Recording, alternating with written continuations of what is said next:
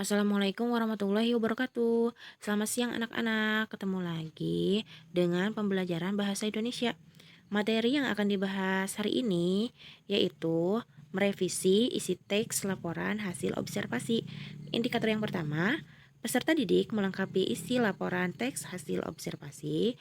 Dan indikator yang kedua, peserta didik membenahi kesalahan isi teks laporan hasil observasi. Disimak ya.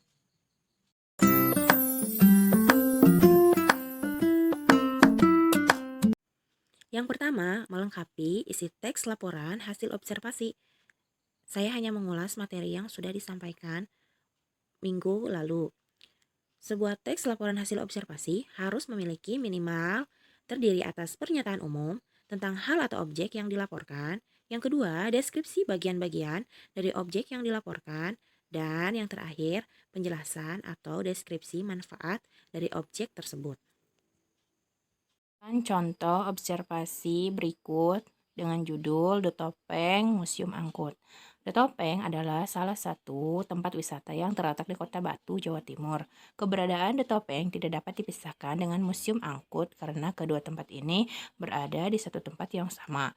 Tempat wisata ini seringkali disebut pula sebagai Museum Topeng karena memang berisi topeng dengan berbagai model dan bentuk. Barang-barang tradisional juga dipamerkan di The Topeng. Barang-barang tradisional yang mengisi etalase-etalase museum ini adalah senjata tradisional, perhiasan wanita zaman dahulu yang berbahan dasar logam, batik-batik motif lama, dan hiasan rumah kuno. Berdasarkan bahan dasarnya, barang-barang tersebut juga dapat dikelompokkan menjadi 4, yaitu berbahan dasar kayu seperti hiasan rumah, berupa kepala kerbau asal Toraja, berbahan dasar batu seperti alat penusuk jeruk asal Batak, berbahan dasar logam seperti pisau sunat, dan perhiasan logam asal Sumba. Dan yang berbahan dasar kain seperti batik, berbagai motif asal Yogyakarta dan Jawa Tengah.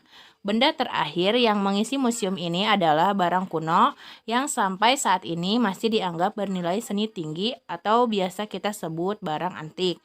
Barang-barang antik seperti guci tua, kursi antik, bantal arwah, mata uang zaman kerajaan-kerajaan, dan benda-benda lain dapat dijumpai di dalam Museum The Topeng.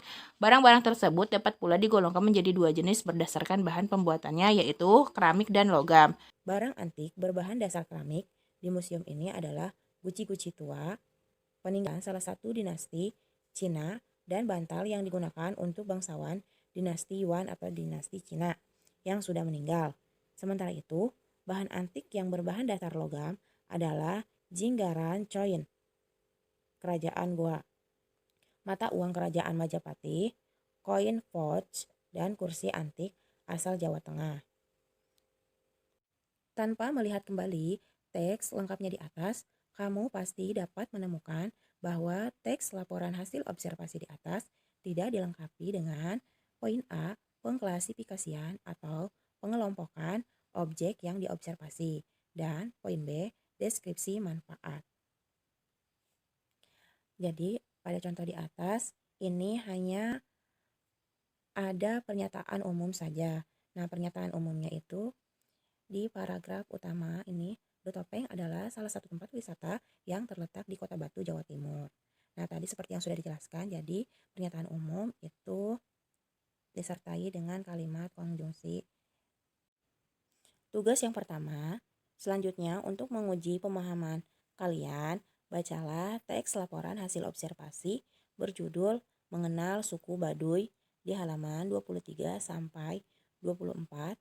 Kemudian jawablah pertanyaan di bawah ini. Yang pertama, apakah dalam teks laporan hasil observasi di atas terdapat A. Pernyataan umum, B. Deskripsi bagian, dan C.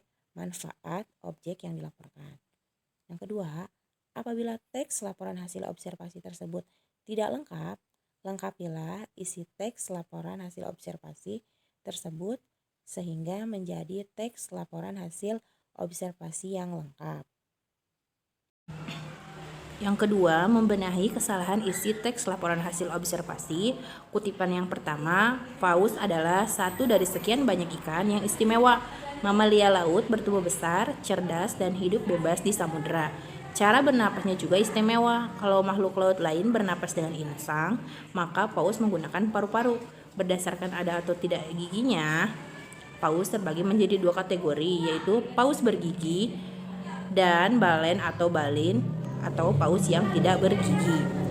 Kutipan kedua, sungai adalah aliran air yang besar dan memanjang yang mengalir secara terus-menerus dari hulu menuju hilir. Sungai konsekuen adalah sungai yang arah alirannya sesuai dengan kemiringan batuan. Sungai konsekuen adalah sungai yang arah alirannya tegak lurus dengan sungai konsekuen. Sungai obsekuen merupakan anak sungai subsekuen yang arah alirannya berlawanan dengan kemiringan batuan. Sungai resekuen merupakan anak sungai subsekuen yang arah alirannya searah dengan kemiringan batuan. Sungai insekuen merupakan sungai yang arah alirannya teratur dan tidak terikat lapisan batuan yang dilaluinya. Di antara dua kutipan teks tersebut, manakah bagian pernyataan umum dan pengklasifikasian yang lengkap? Pernyataan umum biasanya disajikan dalam kalimat definisi atau disebut juga pengertian. Kalimat definisi seringkali menggunakan konjungsi adalah, ialah, yakni, merupakan, dan yaitu. Perhatikan contoh-contoh kalimat definisi berikut. Yang pertama, paus adalah satu dari sekian banyak ikan yang istimewa. Yang kedua, wayang adalah seni pertunjukan yang telah ditetapkan sebagai warisan budaya asli Indonesia. Pengklasifikasian sebuah objek yang baik harus menyebutkan dasar pengklasifikasian dan jumlah keanggotaannya. Pada kutipan satu di atas, pengklasifikasian ikan paus dapat dilihat dalam kalimat berdasarkan ada atau tidak giginya. Paus terbagi menjadi dua kategori, yaitu paus bergigi dan balen atau balin atau paus yang tidak bergigi. Dalam kalimat di atas, pengklasifikasian paus disajikan dengan mencantumkan tiga hal, yaitu yang poin A, objek yang dilaporkan yaitu paus, poin B, dasar pengelompokan, dan poin C, jumlah anggota objek atau jumlah anggota yang akan diobservasi. Deskripsi bagian yang baik disajikan mengikuti urutan dalam pengklasifikasian. Perhatikan paragraf-paragraf yang merupakan deskripsi bagian secara berurutan membahas wayang kulit, wayang wong, wayang golek, wayang sungket, dan wayang motekar. Semua dijelaskan dalam tiap paragrafnya.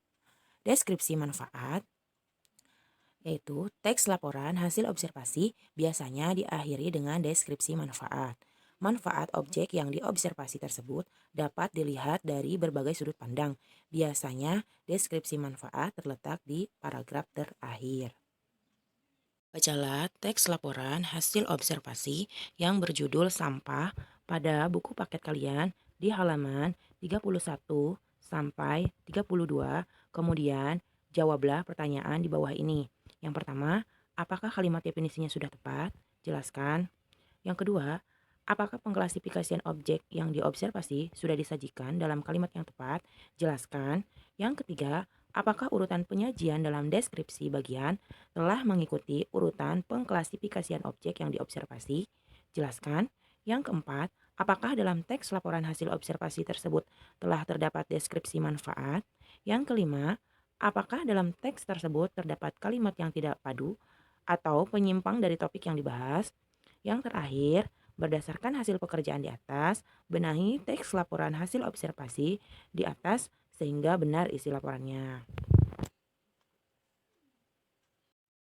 Selamat mengerjakan. Materi hari ini cukup sekian, kurang lebihnya mohon maaf. Wassalamualaikum warahmatullahi wabarakatuh.